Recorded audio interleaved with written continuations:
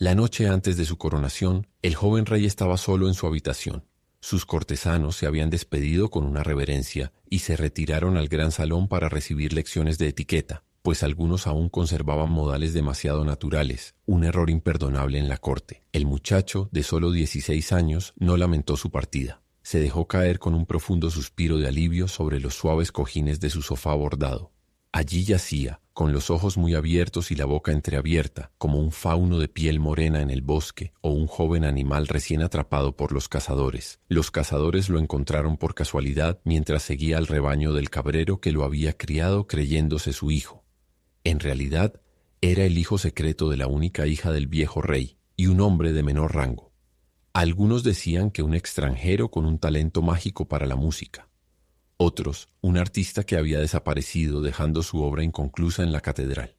Siendo apenas un bebé, lo separaron de su madre y lo entregaron a un campesino sin hijos que vivía en lo profundo del bosque.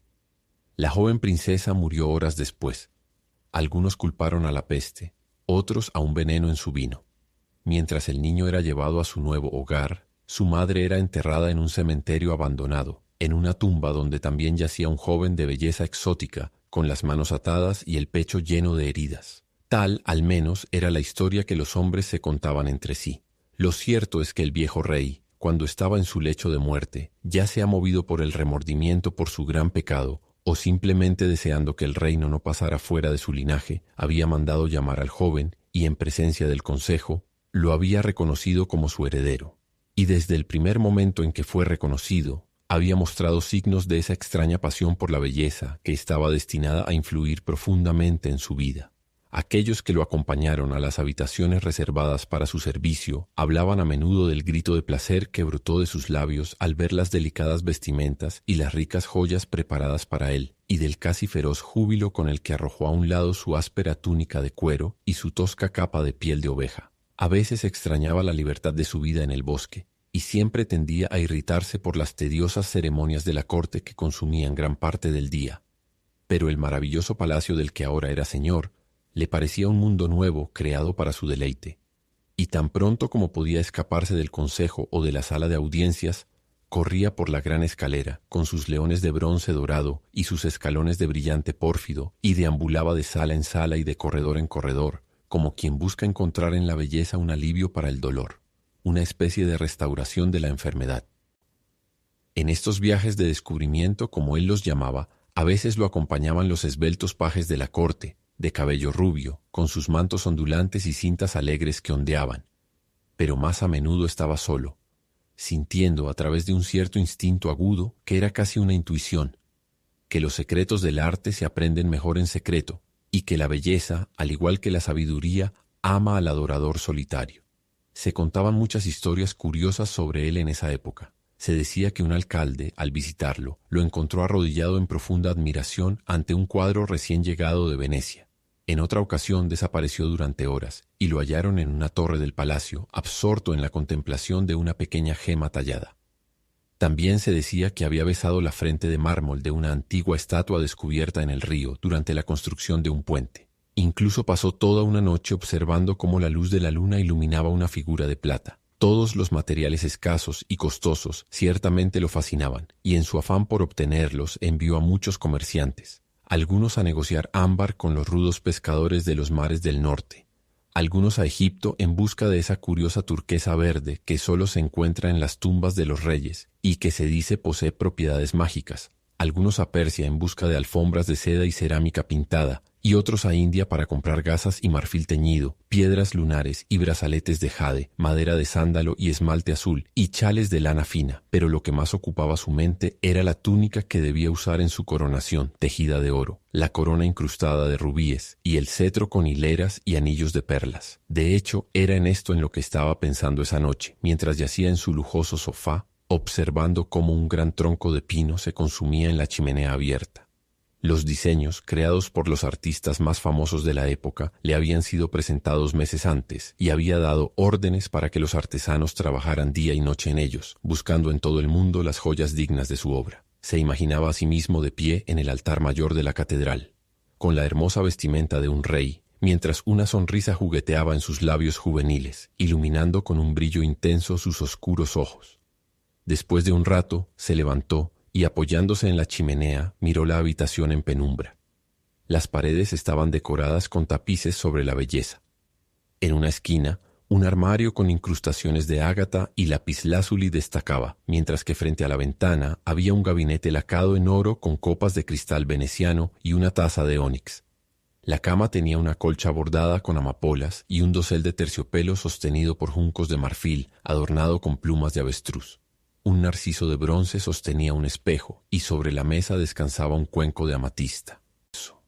Afuera podía ver la enorme cúpula de la catedral, alzándose como una burbuja sobre las casas sombrías, y a los cansados centinelas paseando arriba y abajo por la terraza brumosa junto al río.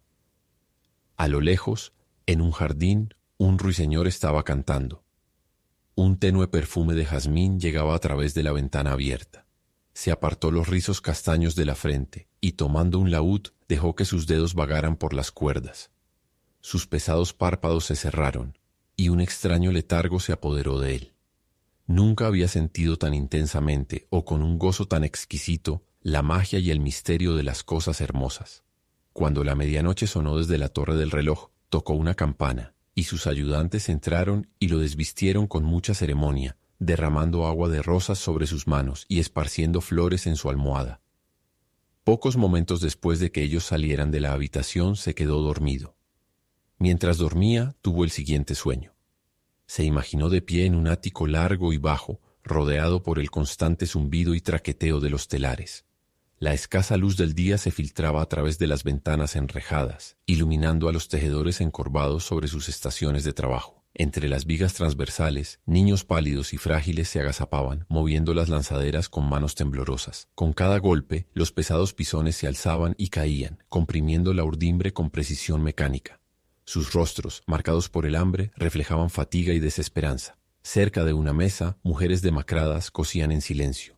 Un olor denso y sofocante impregnaba el aire, cargado de humedad y encierro, mientras las paredes rezumaban miseria.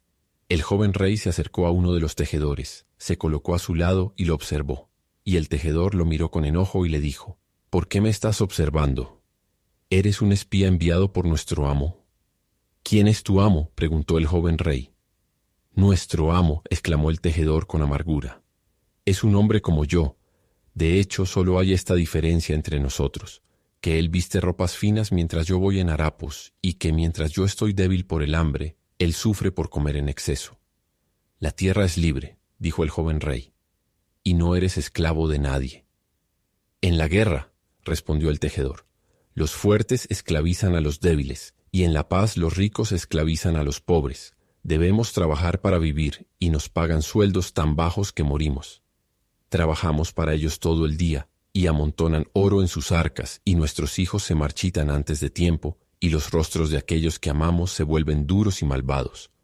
Pisamos las uvas, y otro bebe el vino. Sembramos el grano, y nuestra propia mesa está vacía. Tenemos cadenas, aunque ningún ojo las ve, y somos esclavos, aunque los hombres nos llamen libres. ¿Es así con todos?, preguntó él. «Así es con todos», respondió el tejedor. «Con los jóvenes al igual que con los ancianos, con las mujeres al igual que con los hombres, con los niños pequeños al igual que con aquellos que están marcados por los años. Los comerciantes nos aplastan y debemos obedecerles. El sacerdote pasa montado y reza, mientras nadie se preocupa por nosotros. Por nuestros callejones sin sol se arrastra la pobreza con sus ojos hambrientos, y el pecado con su rostro empapado la sigue de cerca. La miseria nos despierta por la mañana, y la vergüenza se sienta con nosotros por la noche. Pero ¿qué son estas cosas para ti? Tú no eres uno de nosotros. Tu rostro es demasiado feliz». Se dio vuelta con el ceño fruncido, lanzó la lanzadera a través del telar, y el joven rey vio que estaba enhebrada con un hilo de oro. Un gran terror se apoderó de él y le preguntó al tejedor: «¿Qué capa es esta que estás tejiendo?». «Es la túnica para la coronación del joven rey», respondió él. «¿Qué importancia tiene?». Y el joven rey dio un fuerte grito y despertó. Y he aquí, estaba en su propia habitación, y a través de la ventana vio la gran luna color miel suspendida en el aire oscuro. Y volvió a dormirse y tuvo el siguiente sueño. Pensó que estaba acostado en la cubierta de una enorme galera que era remada por 100 esclavos. A su lado, sobre una alfombra, estaba sentado el dueño de la galera. Era de descendencia africana, y su turbante era de seda carmesí. Grandes aros de plata le colgaban de los gruesos lóbulos de las orejas, y en sus manos tenía una balanza de marfil. Los esclavos estaban desnudos, excepto por un desgastado taparrabos, y cada hombre estaba encadenado a su vecino. El sol ardiente brillaba intensamente sobre ellos, y los capataces corrían por la pasarela, azotándolos con látigos de cuero. Extendían sus delgados brazos y tiraban de los pesados remos a través del agua. La salpicadura salada volaba de las palas. Finalmente llegaron a una pequeña bahía y comenzaron a hacer sondeos. Un viento ligero soplaba desde la costa, cubriendo la cubierta y la gran vela latina con un fino polvo rojo. 3 árabes montados en burros salvajes aparecieron y les lanzaron lanzas. El capitán de la galera tomó un arco pintado y le disparó a uno de ellos en la garganta. Cayó pesadamente en las olas y sus compañeros se alejaron al galope. Una mujer envuelta en un velo amarillo lo siguió lentamente en un camello, mirando de vez en cuando el cadáver. Tan pronto como echaron anclas y arriaron la vela, los hombres fueron a la bodega y sacaron una larga escalera de cuerda lastrada con plomo. El amo del barco la lanzó por el costado, asegurando los extremos a 2 soportes de hierro. Luego, los hombres agarraron al más joven de los esclavos, le quitaron los grilletes, llenaron sus fosas nasales y oídos con cera, y le ataron una gran piedra a la cintura. Descendió lentamente por la escalera y desapareció en el mar. Unas pocas burbujas ascendieron donde se hundió. Algunos de los otros esclavos se asomaron curiosamente por el costado. En la proa del barco estaba sentado un encantador de tiburones, golpeando monótonamente un tambor. Después de un tiempo, el buzo emergió del agua y se aferró jadeante a la escalera con una perla en su mano derecha. Los hombres se la arrebataron y lo empujaron de nuevo. Los esclavos se durmieron sobre sus remos. Una y otra vez subía, y cada vez traía consigo una hermosa perla. El dueño de la galera las pesaba y las guardaba en una pequeña bolsa de cuero verde. El joven rey intentó hablar, pero su lengua parecía pegarse al paladar y sus labios se negaban a moverse. Los hombres de origen africano conversaban entre sí y comenzaron a pelear por un collar de cuentas brillantes. 2 grullas volaban en círculos alrededor de la nave. Entonces el buzo emergió por última vez, trayendo consigo una perla más hermosa que cualquier otra, con la forma perfecta de una luna llena y un brillo más puro que el de la estrella de la mañana. Sin embargo, su rostro estaba extrañamente pálido y al desplomarse sobre la cubierta, la sangre brotó de sus oídos y fosas nasales. Tembló brevemente antes de quedar inmóvil. Los demás, indiferentes, se encogieron de hombros y arrojaron su cuerpo al mar. Y el dueño de la galera se rió y, extendiendo la mano, tomó la perla, y al verla la presionó contra su frente e hizo una reverencia. «Será», dijo, «para el cetro del joven rey». E hizo una señal a los marineros para que izaran el ancla. Y cuando el joven rey escuchó esto, dio un gran grito y despertó, y a través de la ventana vio los largos dedos grises del amanecer aferrándose a las estrellas que se desvanecían, y se volvió a dormir y tuvo otro sueño. Pensó que estaba deambulando por un bosque sombrío, repleto de extraños frutos y hermosas flores venenosas. Las serpientes silbaban a su paso, y los brillantes loros volaban de rama en rama gritando. Enormes tortugas yacían dormidas sobre el barro caliente. Los árboles estaban llenos de monos y pavos reales.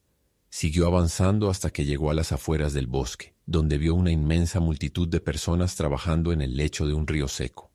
Subían por el peñasco como hormigas. Cavaban pozos profundos en la tierra y descendían en ellos. Algunas partían las rocas con grandes hachas, otras escarbaban en la arena, arrancaban el cactus de raíz y pisoteaban las flores escarlata. Se apresuraban, llamándose unos a otros, y todos tenían algo que hacer. Desde la oscuridad de una caverna, Muerte y Avaricia los observaban, y Muerte dijo: «Estoy cansada, dame 1/3 de ellos y déjame ir». Pero Avaricia negó con la cabeza. «Son mis siervos», respondió, y Muerte le preguntó: «¿Qué tienes en la mano?». «Tengo 3 granos de maíz», respondió ella. «¿Qué te importa a ti?». «Dame 1 de ellos», pidió la Muerte, «para plantar en mi jardín, solo 1, y me iré». «No te daré nada», dijo Avaricia, y escondió su mano en el dobladillo de su vestimenta. Y la Muerte rió, tomó una copa y la sumergió en un estanque de agua. De la copa surgió la fiebre. Ella pasó entre la gran multitud y un tercio de ellos yacía muerto. Una fría niebla la seguía y las serpientes de agua corrían a su lado. Y cuando Avaricia vio que un tercio de la multitud había muerto, se golpeó el pecho y lloró. Golpeó su estéril pecho y clamó en voz alta. «Has matado a un tercio de mis siervos», gritó. «Vete de aquí. Hay guerra en las montañas de Tartaria, y los reyes de cada bando te están llamando. Los afganos han matado al buey negro y marchan a la batalla. Han golpeado sus escudos con sus lanzas y se han puesto sus cascos de hierro. ¿Qué es mi valle para ti para que debas quedarte en él? Vete y no vuelvas más aquí». «No», respondió la muerte, «pero hasta que me des un grano de maíz no me iré». Pero Avaricia cerró su mano y apretó los dientes. «No te daré nada», respondió. Y la muerte rió, tomó una piedra negra y la arrojó al bosque. De un matorral de cicuta silvestre surgió la fiebre, con una túnica de llamas. Ella pasó entre la multitud y los tocó, y cada hombre que tocaba moría. La hierba se marchitaba bajo sus pies mientras caminaba, y Avaricia se estremeció y se echó cenizas en la cabeza. «Eres cruel», gritó, «eres cruel. Hay hambre en las ciudades amuralladas de la India, y las cisternas de Samarcanda se han secado. Hay hambre en las ciudades amuralladas de Egipto, y las langostas han venido del desierto. El Nilo no ha desbordado sus orillas, y los sacerdotes han maldecido a Isis y Osiris. Ve a aquellos que te necesitan y déjame a mis siervos». «No», respondió la muerte, «pero hasta que me des un grano de maíz no partiré». «No te daré nada», respondió Avaricia. Y la muerte volvió a reír, y silbó con los dedos, y una mujer vino volando por el aire. Peste estaba escrito en su frente, y una multitud de buitres hambrientos giraba alrededor de ella. Cubrió el valle con sus alas, y no quedó ningún hombre vivo. Y la Avaricia huyó gritando por el bosque, mientras la muerte montaba su caballo rojo y galopaba lejos, más rápido que el viento. Y del barro en el fondo del valle surgieron dragones y criaturas horribles con escamas, mientras que los chacales llegaron trotando por la arena, olfateando el aire con sus hocicos. Y el joven rey lloró, y dijo: «¿Quiénes eran estos hombres y qué buscaban?». «Rubíes para la corona de un rey», respondió uno que estaba detrás de él. El joven rey se sobresaltó y al girarse vio a un hombre vestido como peregrino, sosteniendo un espejo de plata en su mano. Palideció y dijo: «¿Para qué, rey?». Y el peregrino respondió: «Mira en este espejo y lo verás». Y miró en el espejo y al ver su propio rostro, dio un gran grito y despertó. La brillante luz del sol se derramaba en la habitación y los pájaros estaban cantando en los árboles del jardín y el parque. Y el chambelán y los altos oficiales del estado entraron e hicieron una reverencia ante él, mientras los pajes le traían la túnica de oro tejido y colocaban la corona y el cetro frente a él. Y el joven rey los miró, y eran hermosos. Más hermosos eran que cualquier cosa que hubiera visto. Pero recordó sus sueños y les dijo a sus señores: «Llévense esto, no lo quiero». Los cortesanos se asombraron y algunos rieron pensando que estaba bromeando. Pero volvió a hablarles con firmeza y dijo: «Llévense todo esto de inmediato. Aunque hoy sea el día de mi coronación, no las vestiré, pues mi túnica ha sido tejida en el telar del dolor y entre las manos blancas del sufrimiento. En el corazón del rubí late la sangre, y en el corazón de la perla, la muerte». Entonces les relató sus 3 sueños, y cuando los cortesanos las escucharon, se miraron entre sí y susurraron diciendo: «Seguramente está loco, porque ¿qué es un sueño sino un sueño y una visión sino una visión? No son cosas reales a las que uno deba prestar atención, y ¿qué tenemos que ver con las vidas de aquellos que trabajan para nosotros? No comerá un hombre pan hasta que haya visto al sembrador, ni beberá vino hasta que haya hablado con el viñador». Y el chambelán dijo: «Mi señor, te ruego que dejes a un lado esos pensamientos oscuros y te pongas esta bella túnica y coloques esta corona sobre tu cabeza, pues, ¿cómo sabrá el pueblo que eres un rey si no llevas el atuendo de un rey?». Y el joven rey lo miró. «¿Es cierto?», preguntó. «¿No me reconocerán como rey si no llevo ropa de rey?». «No te reconocerán, mi señor», exclamó el chambelán. «Pensaba que había hombres que eran como reyes», respondió, «pero puede ser como tú dices. Y sin embargo no usaré esta túnica ni seré coronado con esta corona. Tal como llegué al palacio, así saldré de él». Y les pidió a todos que se retiraran, excepto a un joven que mantenía como su compañero, un chico un año menor que él. A él lo mantenía a su servicio, y cuando se hubo bañado en agua clara, abrió un gran cofre pintado, y de él sacó la túnica de cuero y la tosca capa de piel de oveja que había usado cuando cuidaba las lanudas cabras del pastor en la ladera. Se los puso, y en su mano tomó su rudo bastón de pastor. Y el pequeño paje abrió sus grandes ojos azules con asombro, y, sonriendo, le dijo: «Mi señor, veo su túnica y cetro, pero ¿dónde está su corona?». Y el joven rey arrancó una rama de zarza silvestre que trepaba por el balcón, la dobló, hizo con ella una corona y se la colocó sobre la cabeza. «Esta será mi corona», respondió. Y así vestido salió de su habitación hacia el gran salón, donde los nobles lo esperaban. Y los nobles se alegraron, y algunos de ellos le gritaron: «Mi señor, el pueblo espera a su rey, y tú les muestras a un mendigo». Y otros se enojaron y dijeron: «Nos trae vergüenza a nuestro estado, y no es digno de ser nuestro señor». Pero él no les respondió ni una palabra, sino que pasó de largo. Bajó por la brillante escalera de pórfido, salió por las puertas de bronce, subió a su caballo y cabalgó hacia la catedral, con el pequeño paje corriendo a su lado. Y la gente se rió y dijo: «Es el bufón del rey quien está cabalgando». Y se burlaron de él. Y tiró de las riendas y dijo: «No, yo soy el rey». Entonces les relató sus 3 sueños. Un hombre salió de la multitud y con amargura dijo: «Señor, ¿no sabes que del lujo de los ricos proviene la vida de los pobres? Por tu pompa nos alimentamos y tus vicios nos dan pan. Trabajar para un amo severo es amargo, pero no tener un amo para quien trabajar es aún más amargo.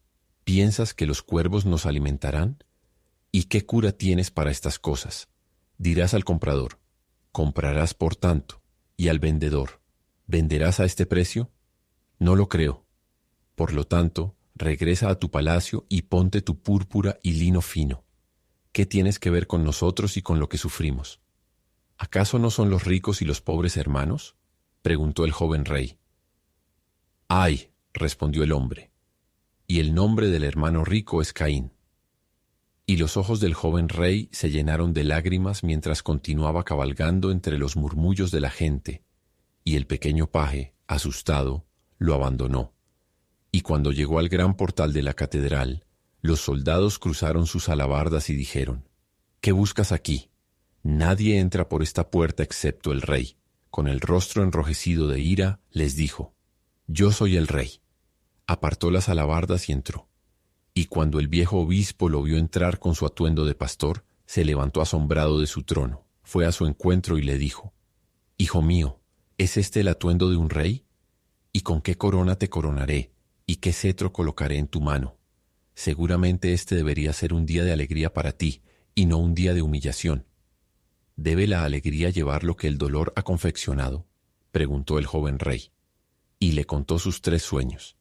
Y cuando el obispo las escuchó, frunció el ceño y dijo: «Hijo mío, soy un hombre viejo, y he visto muchas injusticias en el mundo. Los ladrones bajan de las montañas y venden niños como esclavos. Los leones acechan caravanas y atacan camellos. El jabalí destruye los campos. Los zorros arruinan las viñas, y los piratas saquean la costa, dejando a los pescadores sin barcos ni redes. En los pantanos los leprosos viven aislados en chozas de caña, mientras los mendigos deambulan por las ciudades y comparten su comida con los perros. ¿Puedes evitar que todo esto ocurra? ¿Dormirás junto al leproso y sentarás al mendigo en tu mesa? ¿Harás que el león te obedezca y el jabalí siga tu voluntad? ¿Acaso no es más sabio aquel que permitió la miseria? Por eso no te elogio por lo que has hecho.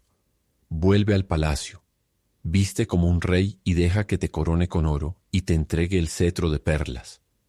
Olvida tus sueños. La carga del mundo es demasiado grande para un solo hombre, y su dolor demasiado pesado para un solo corazón.